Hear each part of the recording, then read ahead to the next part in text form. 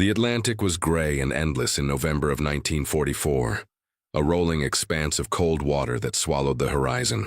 The Liberty ship cut through it with the groaning steadiness of steel, carrying not soldiers now but prisoners, hundreds of German women, plucked from the wreckage of a crumbling Reich. Some were auxiliary nurses, others typists, drivers, or clerks who had been swept up in the chaos of retreat.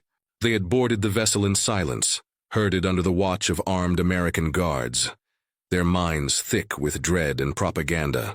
They had been told America was a land of lynch mobs, starvation, and cruelty. The crossing would be the beginning of their punishment. The first shock came almost immediately. In the mess hall below decks, metal trays clattered onto long wooden tables, filled not with thin gruel or black bread, but with steaming soup, thick with beans and vegetables and wedges of bread so white and soft it looked unreal. One young woman, a Red Cross helper barely 20, stared at her portion as though it were a trick. She whispered to the woman beside her that it smelled like something meant for officers, not for captives. A U.S. cook, wiping his hands on his apron, only shrugged. "Eat up. There's plenty more." The women looked at each other, bewildered. They were not starving. They were being fed. Day after day, the ocean heaved around them, but their fear began to shift, replaced by a quieter unease. The fear of being wrong. For years, they had been told Americans would treat them like animals. Instead, the guards on deck mostly ignored them, smoking cigarettes and staring into the fog. Some even offered small acts of civility, pointing out constellations in the night sky, or passing a tin of coffee with a nod. The women clutched their coats tighter and looked away, uncertain whether kindness could be trusted. The voyage was long enough for reflection. The ship's deck smelled of rust and salt, of tobacco smoke curling into the damp air. Some women huddled together, singing under their breath the folk songs of Bavaria or Saxony, songs that reminded them of hills and farms they might never see again.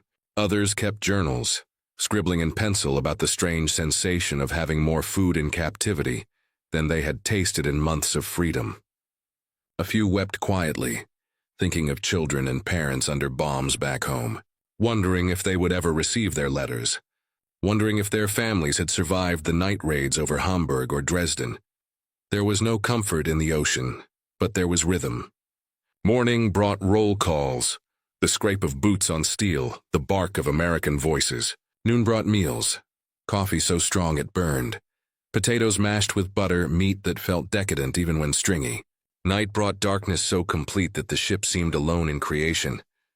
Each day chipped away at the certainty with which these women had once believed in their own country's stories. If America was a land of monsters, why were they eating like this? If the enemy was cruel, why had no one laid a hand on them? And yet the tension never left entirely. On one bitter afternoon, a guard patrolling the deck overheard a nurse mutter that the bread tasted too good to be real, that perhaps it was drugged. Another woman nodded, saying perhaps they would be softened first, then used for labor until they collapsed.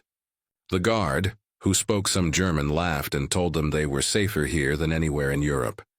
His words carried no weight with them. Fear, once planted, did not wither easily, but fear could not drown out the small astonishments. A typist from Cologne, used to the dense slabs of rye rationed back home, nearly cried when she bit into a slice of cornbread for the first time. It crumbled in her fingers, golden and faintly sweet, nothing like the dark, bitter bread of war. She saved half the piece in her pocket, nibbling at it slowly as though it were treasure. Another prisoner marveled at the endless supplies of butter, wondering aloud how such a country could feed not only its soldiers, but also its prisoners this way. Her words hovered unspoken by most. Germany had nothing left. Evenings were the most dangerous, not because of guards or discipline, but because of memory. The sound of the ship's engines drumming through the hull made the women remember air raids, the same hum that had preceded bombs over their cities. Some clutched their ears, others prayed. In those moments, America was not yet real. It was still only a destination painted in fear. And yet, when they climbed onto the deck at sunrise and saw gulls wheeling in the distance, when the smell of bacon drifted from the galley, they could not deny that something was shifting in them.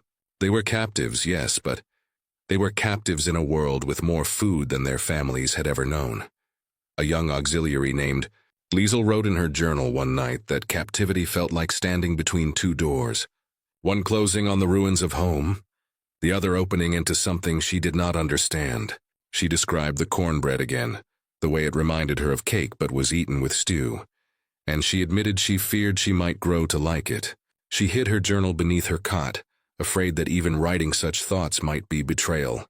By the second week, the women spoke less of what awaited them in America and more of what they had left behind. Letters they had carried with them, folded and creased, spoke of hunger, of coal shortages, of children shivering through the night.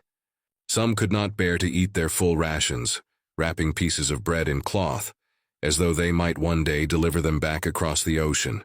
One nurse whispered that her little brother had not seen milk in 2 years. Meanwhile, here she drank it each morning without asking. The guilt was heavier than the chains they had imagined would bind them. On the 12th night, the coast finally appeared, a faint line of lights flickering against the darkness. America was no longer a rumor. It was there, real, vast, waiting. The women crowded the rails, silent, their breath clouding in the cold. Some wept again, not from fear this time, but from the overwhelming strangeness of what lay ahead. Behind them, Europe was burning. Ahead of them, America glowed with electricity, even in the smallest towns. The ship slowed as it approached the harbor, and the smell of land replaced the brine of the sea. One guard, seeing their wide eyes, leaned casually against the rail and said, "You'll eat."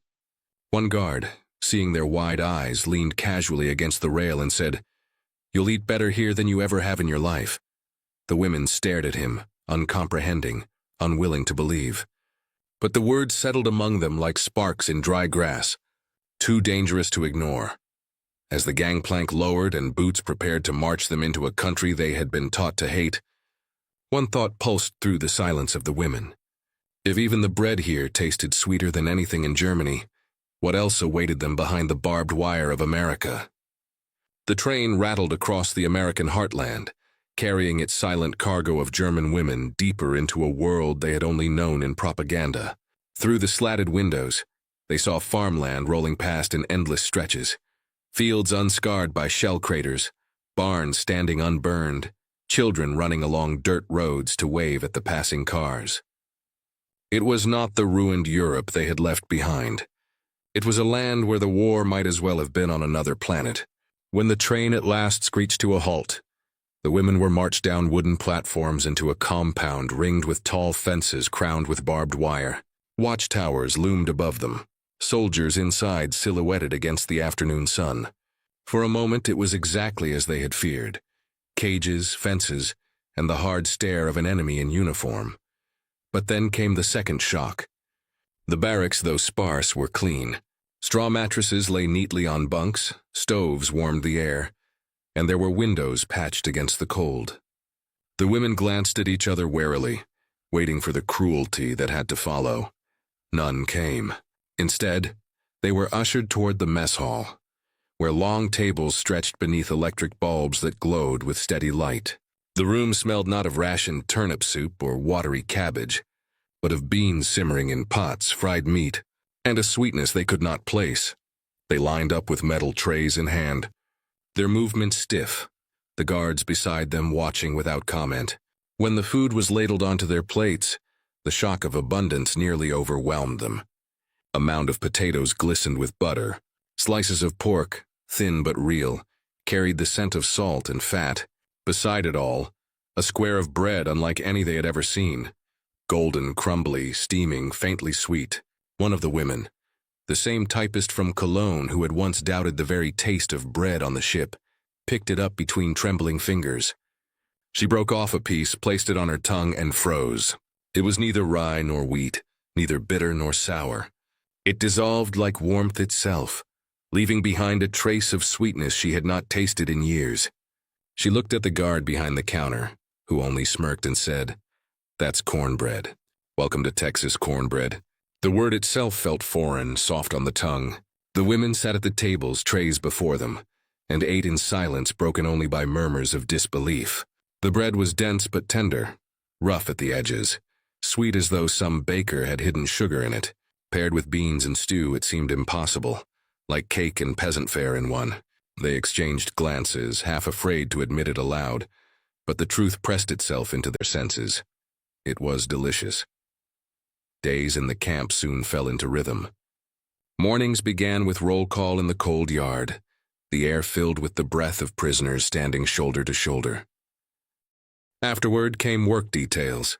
Some women stitched uniforms, others picked cotton in nearby fields under armed watch, their hands raw but their bellies no longer empty.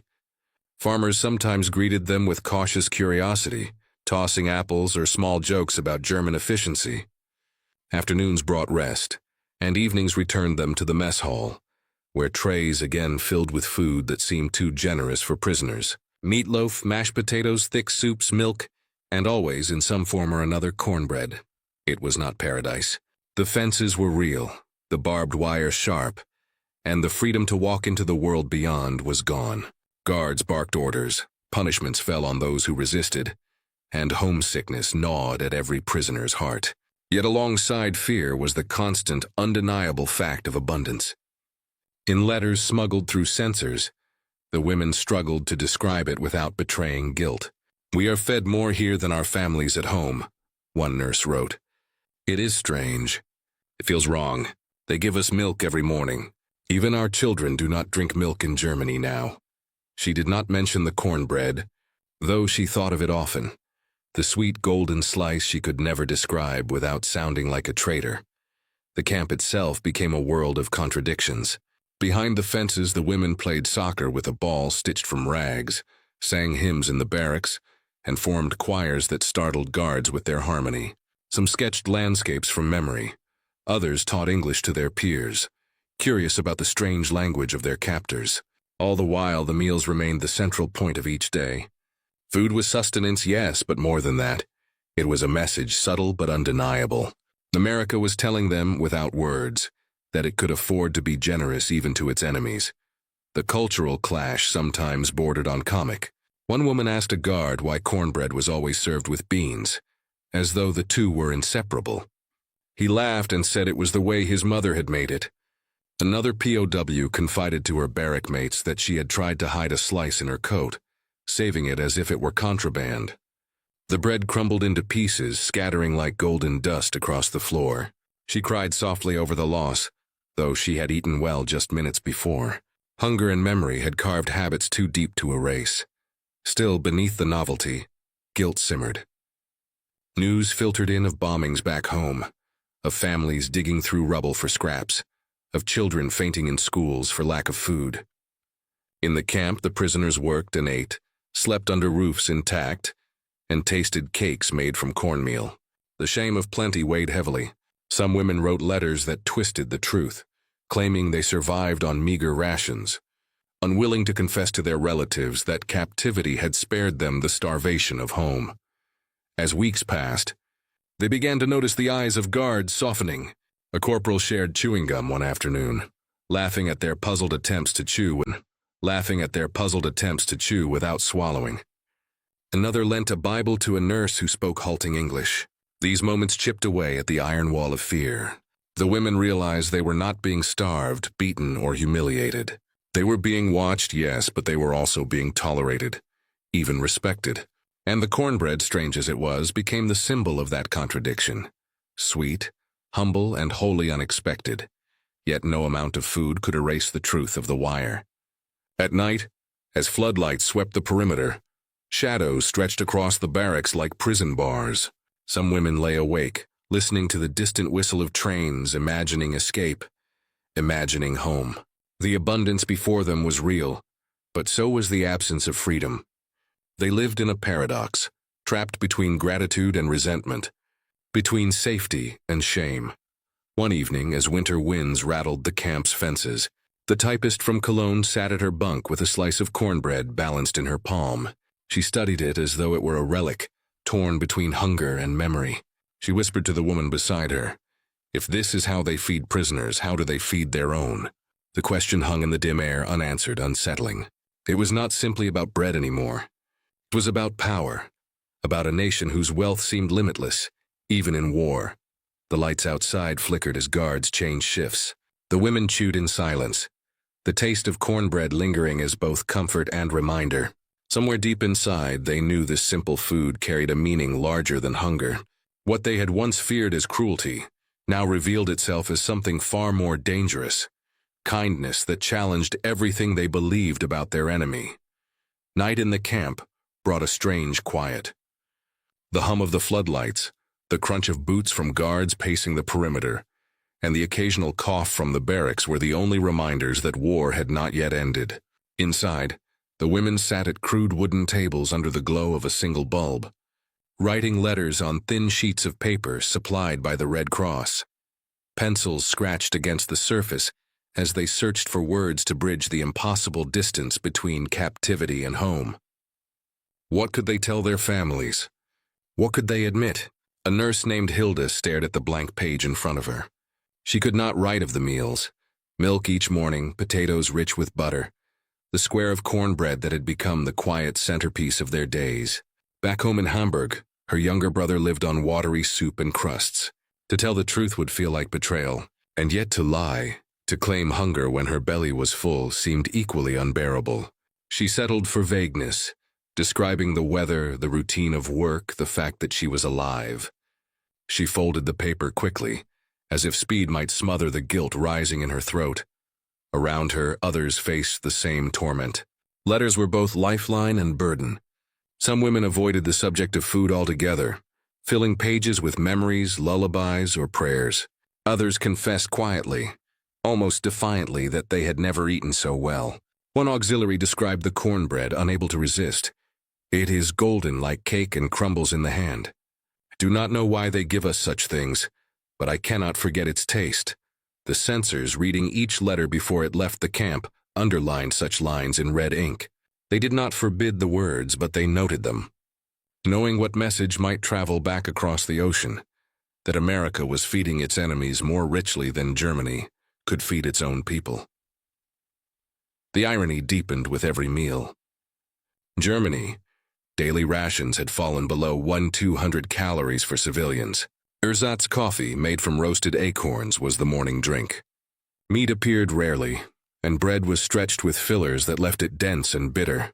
Women in the camp remembered lining up in long queues in their cities, clutching ration cards for cabbage or turnips, sometimes returning home empty-handed. Now, behind barbed wire, they sat before trays heavy with stew, vegetables, milk, and that sweet yellow bread that tasted of something beyond survival.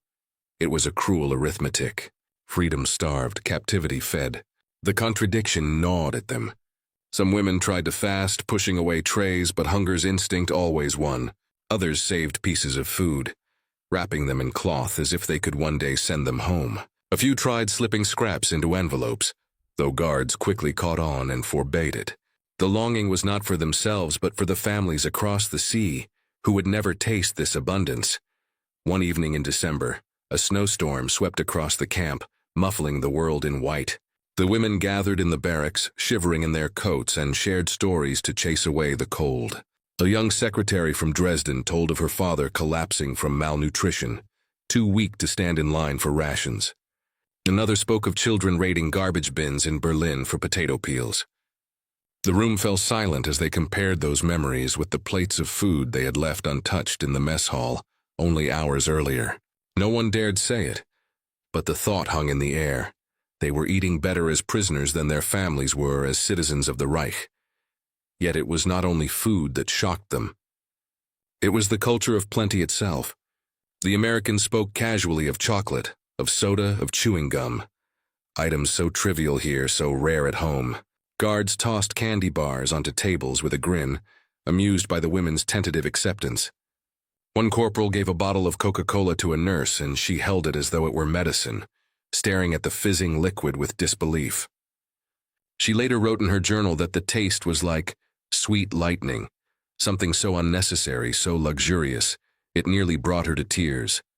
The shock of abundance blurred into shame. Every bite of cornbread carried with it a memory of children in Germany who would never know such sweetness. Every glass of milk reminded them of ration cards that bought nothing.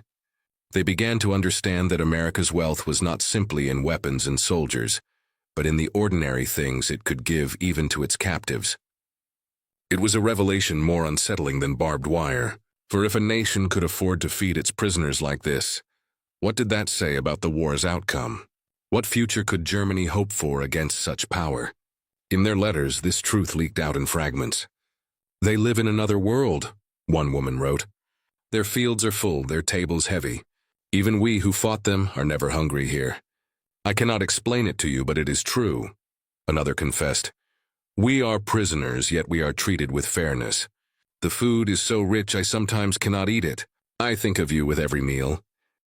The censors read these words, and the women imagined them disappearing into silence.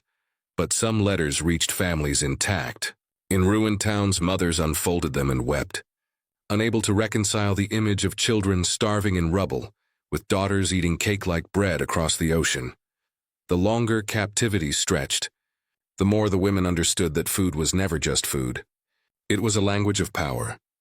Cornbread in particular took on a symbolic weight. It was not wheat, not rye, not anything familiar. It was distinctly American, born of a continent they had been taught to scorn, now pressed into their hands daily. Eating it felt like surrender in small bites, yet refusing it was impossible. Slowly it became part of their memory, its taste bound forever to this strange captivity. One night, as the guards dimmed the lights and the camp settled into uneasy rest, Hilda sat awake on her bunk. In her pocket lay a crumbled piece of cornbread wrapped in paper. She had carried it from the mess hall, unwilling to finish it, unwilling to let it go. She thought of her brother's hollow face, of her mother's trembling hands, of the rubble-strewn streets of Hamburg.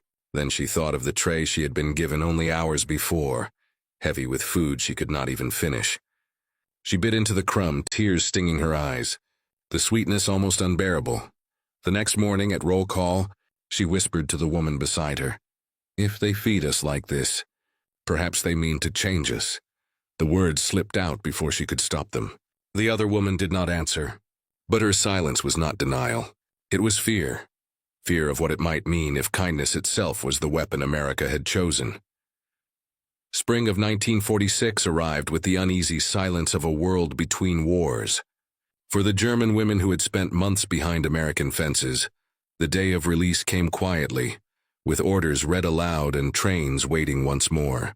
They gathered their few belongings, letters, scraps of photographs, journals half filled with confession and hesitation, and marched out under the same watchtowers that had once filled them with dread. This time the guards did not glare. Some even raised their hands in a gesture of farewell. The women boarded the trains, the fences receding behind them, and the land of abundance sliding past like a memory that already felt impossible. The voyage home was not the same as the crossing out. There was no soup thick with beans, no trays of golden bread. Instead, the Atlantic returned them with rations that echoed their homeland. Gray, hard, efficient. They arrived in ports where ruins smoked and hunger pressed against every corner. When the doors opened, they stepped into cities that were no longer cities. Just skeletons of stone, streets lined with rubble, air sharp with the smell of ash. Mothers embraced daughters with trembling hands. Children clung to sisters returned from captivity, but the reunion was not whole. It was scarred by the silence of those who had not survived. Hilda, who had once saved a piece of cornbread in her pocket as though it were treasure, found her home in Hamburg, reduced to broken walls. Her younger brother had died during the last winter, his body failing after months of malnutrition. Her mother's face was hollow, her hair nearly white from grief and hunger. Hilda embraced her and wept, guilt striking harder than any blow could. She wanted to speak of the food she had eaten in captivity, the strange kindness of the enemy, the sweet taste of a bread made from corn, but the words would not come.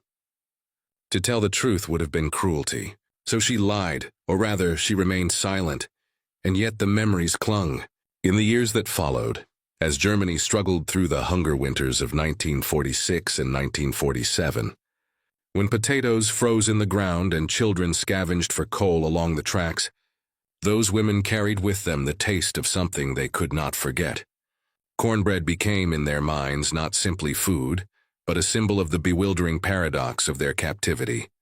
The enemy's abundance contrasted with their homeland's ruin.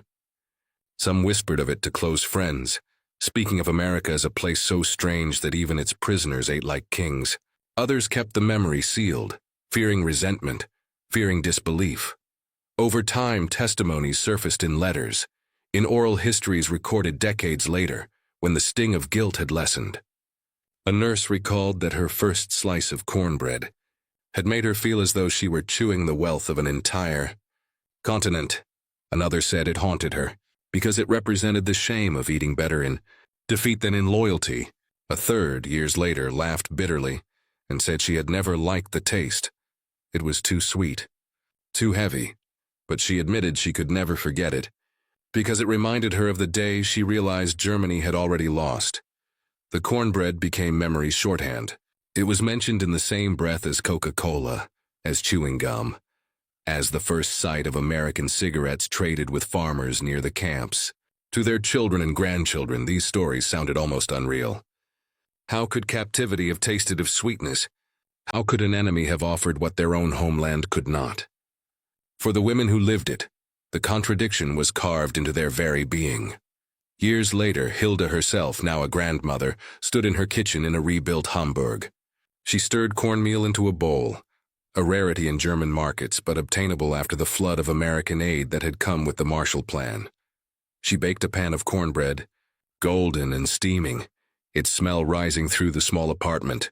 Her grandchildren asked what it was, and she told them, with a half-smile, "I first tasted this when I was a prisoner." Their eyes widened, waiting for bitterness, for anger, but she only shook her head softly. It was strange. It was kindness. I never forgot it. That was the power of the memory. It was not that the cornbread itself was extraordinary. It was simple, humble, born of necessity in a land that had known hardship but never starvation on Germany's scale. What made it unforgettable was its meaning. It revealed to the prisoners a truth more unsettling than propaganda, that America's strength lay not only in bombs and rifles, but in its ability to feed even those it had defeated. It was a quiet kind of victory, one written not in speeches or treaties but in kitchens and mess halls, in trays laid before women who had once expected cruelty and found sweetness instead. The conflict that haunted them was not simply between nations, but between memory and loyalty. To admit that captivity had given them nourishment was to admit that the enemy had been more generous than their own leaders. It was to confess that kindness had come not from the Reich, but from those they had been told were monsters. The cornbread forced them to reconcile with a truth they would carry for the rest of their lives, that humanity sometimes wore the face of the enemy, and that abundance itself could be a weapon as powerful as any gun. For historians, these stories reveal more than anecdote. They show the strange theater of war, where perception crumbles under experience, where propaganda collapses against reality. For the women who lived it, it was more personal, more intimate. Each bite of cornbread was both comfort and condemnation, a reminder that survival sometimes arrives wrapped in irony. The memory lingered across decades, surviving the ruins, the rebuilding, the silence. In interviews recorded in the 1980s and 1990s, elderly women laughed with embarrassment as they recalled their first taste of American food. One said she had carried the recipe with her all her life, though she rarely baked it. Another confessed that whenever she smelled sweet bread, she was transported back to a barrack, to a tray, to the moment when she realized the war was truly over. Cornbread was never just bread. It was the smell of abundance rising in a camp that was supposed to break them. It was the taste of irony on the tongues of prisoners who had expected chains and found butter instead. It was the symbol of a power that fed rather than starved, that offered sweetness where there should have been bitterness. For German women who crossed the ocean of defeat, it became the one detail they could never forget. And decades later, as they set it before grandchildren on wooden tables in rebuilt homes, the taste still carried its double weight: sweetness and shame, memory and revelation. For them, cornbread was not simply food. It was a question, unspoken yet unavoidable, hanging across generations. If kindness could come from captivity, what else might it mean to have lost?